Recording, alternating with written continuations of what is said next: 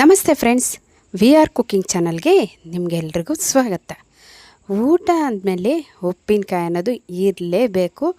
ಆಗಲೇ ನೋಡಿ ಊಟದ ಪರಿಪೂರ್ಣತೆ ಆಗೋದು, ಊಟ ಡಬಲಷ್ಟು ಮಾಡೋಕ್ಕಾಗೋದು. ಅದರಲ್ಲಿ ನಾವು ಮನೆಯಲ್ಲೇ ಉಪ್ಪಿನಕಾಯಿನ ಯಾವ ರೀತಿ ಹಾಕ್ಕೊಬೋದು ಅಂತ ನಿಮಗೆ ನಾನಿವತ್ತು ನಮ್ಮ ವಿ ಆರ್ ಕುಕ್ಕಿಂಗ್ ಚಾನಲಲ್ಲೇ ತಿಳಿಸ್ತಾ ಇದ್ದೀನಿ. ಖಂಡಿತವಾಗ್ಲೂ ವಿಡಿಯೋನಂತೂ ಪೂರ್ತಿಯಾಗಿ ನೋಡಿದ್ರೆ ಈ ರೀತಿಯಾಗಿ ಉಪ್ಪಿನಕಾಯಿ ಹಾಕ್ಕೊಬೋದು. ನೀವಂತೂ ಮನೆಯಲ್ಲಿ ಆರಾಮಾಗಿ ಹೆಲ್ತಿಯಾಗಿರೋ ಉಪ್ಪಿನಕಾಯಿ ಹಾಕ್ಕೊಬೋದು. ವಿಡಿಯೋನ ಕೊನೆಯವರೆಗೂ ನೋಡಿ. ಖಂಡಿತವಾಗ್ಲೂ ಬನ್ನಿ, ಯಾವ ರೀತಿ ಈ ಮನೆ ಉಪ್ಪಿನಕಾಯಿ, ಮಿಕ್ಸೆಡ್ ಉಪ್ಪಿನಕಾಯಿ ಯಾವ ರೀತಿ ಹಾಕ್ಬೋದು ಅಂತ ನೋಡೋಣ. ನೋಡಿ, ಮೊದಲಿಗೆ ನಾನಿಲ್ಲಿ ಏಳಿಕಾಯಿ ತೊಗೊಂಡಿದ್ದೀನಿ. ಏಳಿಕಾಯಿನ ಈ ರೀತಿಯಾಗಿ ಕಟ್ ಮಾಡ್ಕೊಂಡಿದ್ದೀರಿ.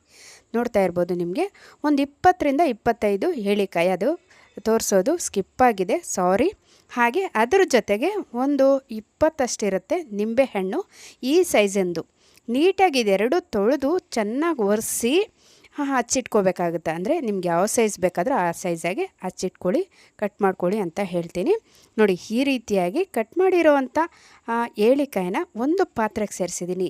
ಯಾಕಪ್ಪ ಇಲ್ಲಿ ಪಾತ್ರೆಗೆ ಸೇರಿಸಿದ್ದೀನಿ ಅಂದರೆ ನಿಮಗೆಲ್ರಿಗೂ ಚೆನ್ನಾಗಿ ವಿಡಿಯೋ ಗೊತ್ತಾಗಲಿ ಅನ್ನೋದಕ್ಕೋಸ್ಕರ ಪಾತ್ರೆಗೆ ಸೇರಿಸಿದ್ದೀನಿ. ನೀವಂತೂ ಪಾತ್ರೆಯಲ್ಲಂತೂ ಹಾಕೋಕ್ಕೆ ಹೋಗಬೇಡಿ, ಜಾಡಿ ಅಥವಾ ಪ್ಲಾಸ್ಟಿಕ್ ಬಾಕ್ಸಲ್ಲಿ ಹಾಕಿದ್ರೆ ತೊಂದರೆ ಇಲ್ಲ ಕಣ್ರಿ. ನಿಂಬೆಹಣ್ಣು ಈ ರೀತಿಯಾಗಿ ಕಟ್ ಮಾಡ್ಕೊಂಡಿದ್ದೀನಿ.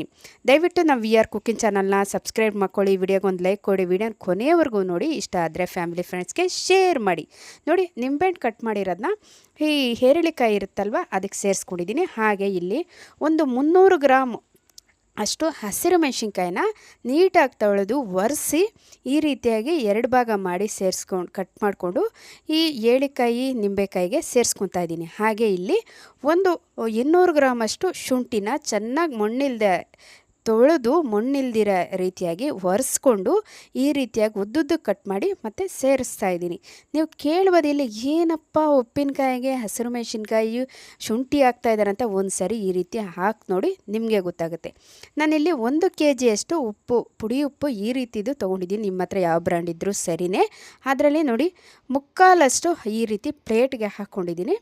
ಹೀಗೆ ನೋಡಿ ಉಪ್ಪಿನಕಾಯಿಗೆ ಹಾಕ್ಕೊತಾ ಇದ್ದೀನಿ. ಸ್ವಲ್ಪ ಸ್ವಲ್ಪನೇ ಉದುರಿಸ್ಕೊಂಡು ಮಿಕ್ಸ್ ಮಾಡ್ಕೊಬೇಕಾಗುತ್ತೆ. ನಿಮಗೆ ವಿಡಿಯೋದಲ್ಲಿ ಚೆನ್ನಾಗಿ ಗೊತ್ತಾಗಲಿ ಅನ್ನೋದಕ್ಕೋಸ್ಕರ ಈ ಪಾತ್ರೆಯಲ್ಲಿ ತೋರಿಸ್ತಾ ಇದ್ದೀನಿ. ಖಂಡಿತವಾಗೂ ಪಾತ್ರೆನಲ್ಲಂತೂ ಹಾಕೋಕ್ಕೆ ಹೋಗಬೇಡಿ, ಪಾತ್ರೆ ತೂತು ಬೀಳೋದಂತೂ ಗ್ಯಾರಂಟಿ. ಹಾಗೆ ನೋಡಿ, ಉಪ್ಪೆಲ್ಲ ಹಾಕಿ ಎಲ್ಲ ಮಿಕ್ಸ್ ಮಾಡಿ ನಿಮಗೆಲ್ಲ ತೋರಿಸ್ತಾ ಇದ್ದೀನಿ. ಈ ರೀತಿಯಾಗಿ ನೀಟಾಗಿ ಒಂದಕ್ಕೊಂದು ಹೊಂದೋ ರೀತಿಯಲ್ಲಿ ಮಿಕ್ಸ್ ಮಾಡ್ಕೊಳ್ಬೇಕಾಗತ್ತೆ. ನಾನು ಮಿಕ್ಸ್ ಮಾಡ್ಕೊಂಡು ಒಂದು ಪ್ಲಾಸ್ಟಿಕ್ ಬಕೆಟ್ನಲ್ಲಿ ಹಾಕಿದ್ದೀನಿ ಕಣ್ರಿ. ನೋಡ್ತಾ ಇರ್ಬೋದು. 1 ವಾರ ಆದಮೇಲೆ ನೋಡಿ ಈ ರೀತಿಯಾಗಿ ನೆಂದಿದೆ ಚೆನ್ನಾಗಿ. ಈ ರೀತಿಯಾಗಿ ನೆಂದ ಮೇಲೆ ಆಚೆ ಚಿಲ್ಲಿ ಪೌಡ್ರ್ ತೊಗೊಂಡಿದ್ದೀನಿ ನಾನು 200 ಗ್ರಾಮ್ ಅಷ್ಟು. ಈ ಚಿಲ್ಲಿ ಪೌಡ್ರನ್ನ ನೋಡಿ ಹಾಕ್ಕೊತಾ ಇದ್ದೀನಿ. ಪೂರ್ತಿ 200 ಗ್ರಾಮ್ ಅಷ್ಟು ಸಹ ಹಾಕ್ಕೊತಾ ಇದ್ದೀನಿ. ಇಷ್ಟು ಉಪ್ಪಿನಕಾಯಿಗೆ ಇಷ್ಟು ಖಾರ ಬೇಕೇ ಬೇಕು. ನಿಮ್ಗೆ ಇಲ್ಲೊಂದು ವಿಷಯ ಇಲ್ಲೇನೆಂದರೆ, ನಾನು ಇಲ್ಲಿ ಬಳಸಿರೋವಂಥ ಉಪ್ಪು ಕ್ವಾಂಟಿಟಿ ಬಂದು 1.5 kg ಅಷ್ಟು ಬಳಸಿದ್ದೀನಿ ಕಣ್ರಿ, ಗಮನದಲ್ಲಿಟ್ಕೊಳ್ಳಿ. ಹಾಗೆ ಚಿಲ್ಲಿ ಪೌಡ್ರ್ ಹಾಕಿದ ನಂತರ ಒಂದು ಬಾಣಲಿ ಇಟ್ಕೊಂಡು 1 ಕಪ್ನಷ್ಟು ಜೀರಿಗೆ ಸೇರಿಸ್ಕೊಂಡು ಮೀಡಿಯಮ್ ಫ್ಲೇಮಲ್ಲಿ ಹದವಾಗಿ ಹುರ್ಕೊಬೇಕಾಗತ್ತೆ. ನೋಡಿ, ಈ ರೀತಿಯಾಗಿ ಹದವಾಗಿ ಹುರ್ಕೊಳ್ಳಿ. ನೀವು ಬಳಸೋವಂಥ ಪಾತ್ರೆ ಪ್ರತಿಯೊಂದನ್ನು ನೀಟಾಗಿ ತೇವ ಇಲ್ದಿರ ಒರೆಸ್ಬೇಕಾಗತ್ತೆ, ಇಲ್ಲಾಂದರೆ ಉಪ್ಪಿನಕಾಯಿ ಹಾಳಾಗೋ ಚಾನ್ಸಸ್. ಹದವಾಗಿ ನಿಧಾನವಾಗಿ ಮೀಡಿಯಮ್ ಫ್ಲೇಮಲ್ಲಿ ಹುರ್ಕೊಂಡು ಒಂದು ಪ್ಲೇಟ್ಗೆ ಶಿಫ್ಟ್ ಮಾಡ್ಕೊಬೇಕಾಗತ್ತೆ ಜೀರಿಗೆ ಹುರಿದಿರೋದನ್ನ. ಹಾಗೆ ಅದೇ ಬಾಣಲಿಗೆ ನಾವು ಇಲ್ಲಿ ನೋಡ್ತಾ ಇರ್ಬೋದು, ನೀವು ಮೆಂತೆ ಸೇರಿಸ್ಕೋಬೇಕಾಗುತ್ತೆ. ಮೆಂತೆ ಎಷ್ಟು ಸೇರಿಸ್ಬೇಕು ಅಂದರೆ ಒಂದು 1/4 ಕಪ್ನಷ್ಟು ಸೇರಿಸ್ಬೇಕಾಗತ್ತೆ ಕಣ್ರಿ. ಹಾಗೆ 1/4 ಕಪ್ನಷ್ಟು ಮೆಂತೆನೂ ಈ ರೀತಿಯಾಗಿ ಮೀಡಿಯಮ್ ಫ್ಲೇಮಲ್ಲಿ ಚಿಟ್ಪಟ ಅನ್ನೋ ರೀತಿಯಲ್ಲಿ ಹುರ್ಕೊಂಡು ಅದೇ ಪ್ಲೇಟ್ಗೆ ಶಿಫ್ಟ್ ಮಾಡ್ಕೊಬೇಕಾಗತ್ತೆ. ಇದು ಏನಕ್ಕಪ್ಪ ಅಂದರೆ ಇದೆಲ್ಲ ಇಂಗ್ರೀಡಿಯೆಂಟ್ಸು ಹುರಿದು ಪುಡಿ ಮಾಡಿ ಹಾಕಿದರೆ ಅಂತೂ ಉಪ್ಪಿನಕಾಯಿ ಡಬಲ್ ಟೇಸ್ಟಿಯಲ್ಲಿರುತ್ತೆ.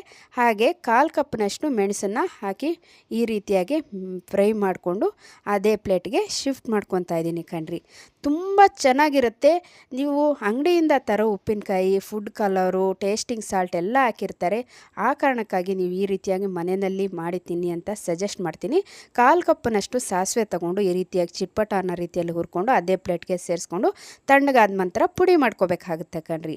ನೋಡ್ತಾ ಇದ್ದೀರಲ್ಲ, ನೋಡಿ ಎಷ್ಟು ಚೆನ್ನಾಗಾಗಿದೆ ಉಪ್ಪಿನಕಾಯಿ ಅಂತೂ. ನೋಡಿ ಇಷ್ಟು ಕ್ವಾಂಟಿಟಿಯಲ್ಲಿ ಪುಡಿ ಆಗಿದೆ ನನಗಂತೂ. ಈ ರೀತಿಯಲ್ಲಿ ಚಿಲ್ಲಿ ಪೌಡ್ರ್ ಹಾಕಿದ ನಂತರ ಈ ಪುಡಿ ಸೇರಿಸಿ ಎಲ್ಲ ಒಂದು ಸರಿ ಮಿಕ್ಸ್ ಮಾಡ್ಕೊತಾ ಇದ್ದೀನಿ. ಹಾಗೆ ಮತ್ತು ಉಳಿದಿರೋ ಉಪ್ಪಿರುತ್ತೆ ನೋಡಿ, ನಾನು ಮುಕ್ಕಾಲು ಕಪ್ ಪ್ಯಾಕೆಟಷ್ಟು ಉಪ್ಪು ಹಾಕಿದ್ನಿ. ಇನ್ನು ಕಾಲು ಪ್ಯಾಕೆಟಷ್ಟು ಇತ್ತಲ್ಲ ಅದು ಹಾಕ್ತಾಯಿದ್ದೀನಿ. ಹಾಗೆ 2 ದಿವಸ ಆದಮೇಲೆ ಇದನ್ನೆಲ್ಲ ಮಿಕ್ಸ್ ಮಾಡಿ 2ರಿಂದ 3 ದಿವಸ ಆದಮೇಲೆ ಮತ್ತೆ ಇನ್ನು ಅರ್ಧ ಪ್ಯಾಕೆಟ್ ಸೇರಿಸಿ ಮಿಕ್ಸ್ ಮಾಡ್ಕೊಂಡಿದ್ದೀನಿ ಕಣ್ರಿ. ನಾನು ಅದು ವಿಡಿಯೋ ಸ್ಕಿಪ್ ಆಗಿದೆ, ದಯವಿಟ್ಟು ಸಾರಿ. ಹಾಗೆ ಈ ಉಪ್ಪಿನಕಾಯಿ ಕ್ವಾಂಟಿಟಿ ಅಂದರೆ ಉಪ್ಪಿನಕಾಯಿ ಅಂತೂ ನಿಮ್ಗೆ ಎಷ್ಟು ದಿವಸಕ್ಕೆ ರೆಡಿ ಆಗುತ್ತೆ ಅಂದರೆ ಹತ್ತತ್ರ 15ರಿಂದ 20 ದಿವಸಕ್ಕೆ ರೆಡಿ ಆಗುತ್ತೆ ಕಣ್ರಿ. ಹಾಗೆ ಅದಕ್ಕೆ ಬೇಕಾಗಿರೋ ಒಗ್ಗರಣೆ ಮಾಡ್ಕೊತಾ ಇದ್ದೀನಿ. 2 ಟೇಬಲ್ ಸ್ಪೂನ್ ಎಣ್ಣೆ ಸೇರಿಸ್ಕೊಂಡು, ಸಾಸಿವೆ ಸಿಡಿದ್ಮೇಲೆ ಕರ್ಬೇವಿನ ಸೊಪ್ಪು ಸೇರಿಸ್ಕೊಂಡು, ಹಾಗೆ ಸ್ವಲ್ಪ ಚಿಟಿಕೆಯಷ್ಟು ಹಿಂಗು ಸೇರಿಸ್ಕೊಂಡು ರೆಡಿಯಾಗಿರೋಂಥ ಉಪ್ಪಿನಕಾಯಿನ ಇದಕ್ಕೆ ಸೇರಿಸ್ಕೊಂಡು ಒಗ್ಗರಣೆ ಮಾಡ್ಕೊತಾ ಇದ್ದೀನಿ. ಎಲ್ಲದಕ್ಕೆ ಒಟ್ಟಾಗಿ ಒಗ್ಗರಣೆ ಮಾಡ್ಕೊಂಬಿಡಿ. ನಿಮ್ಗೆ ಎಷ್ಟು ಬೇಕೋ ಅಷ್ಟು ಉಪ್ಪಿನಕಾಯಿ ತೊಗೊಂಡು ಈ ರೀತಿಯಾಗಿ ಒಗ್ಗರಣೆ ಮಾಡ್ಕೊಂಡಿದ್ದೀನಿ. ನೋಡ್ತಾ ಇರ್ಬೋದು ಎಷ್ಟು ಚೆನ್ನಾಗಿ ಬಂದಿದೆ ಅಂತೀರಾ. ನನಗಂತೂ ಬಾಯಲ್ಲಿ ನೀರು ಬರ್ತಾಯಿದೆ. ನಿಮಗೆ ಹೆಂಗೋ ಏನೋ ಸಖತ್ತಾಗಿ ಬಂದಿದೆ. ಹೇಳಿಕಾಯಿ ಉಪ್ಪಿನಕಾಯಿ ಅಂತ ಮಕ ಸಿಂಡ್ರಿಸೋರು ಕೂಡ ಈ ರೀತಿಯಾಗಿ ಉಪ್ಪಿನಕಾಯಿ ಮಾಡಿಕೊಟ್ರೆ ಅಂತೂ ತುಂಬ ಚೆನ್ನಾಗಿ ತಿಂತಾರೆ.